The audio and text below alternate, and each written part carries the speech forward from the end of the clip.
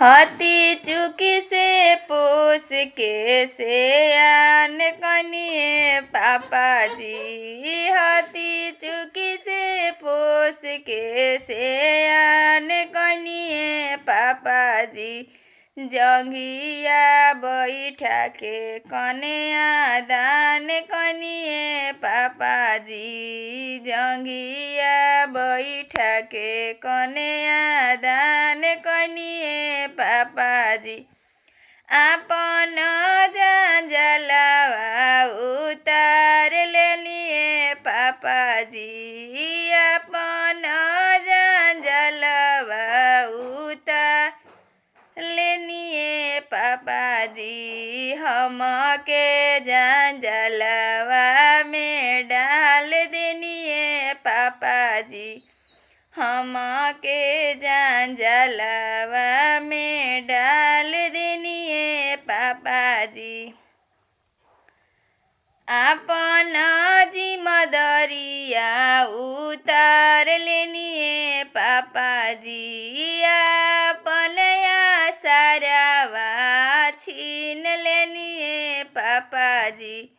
हमके आसरावा में डाल देनिए पापाजी। हमके जिम्मेदारिया में डाल देनिए पापाजी। अपन जंजलवा उतार लेनिए चाचाजी। हमके जंजलवा में डाल देनिए चाचाजी। अपन जिम्मावा छोड़ा लेनिए चाचाजी। हमके जिम्मावा में डाल देनिए चाचाजी। अति चुकी से पोस के से आन कनिए भैयाजी। जंघिया बैठा के कन्या दान कनिए भैयाजी।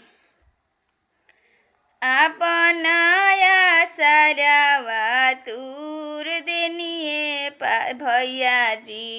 अपन आसरावा छोड़ा लेनिए भैयाजी। दोसर के आसरावा धारा देनिए भैयाजी। दोसर के आसरावा धारा देनिए भैयाजी।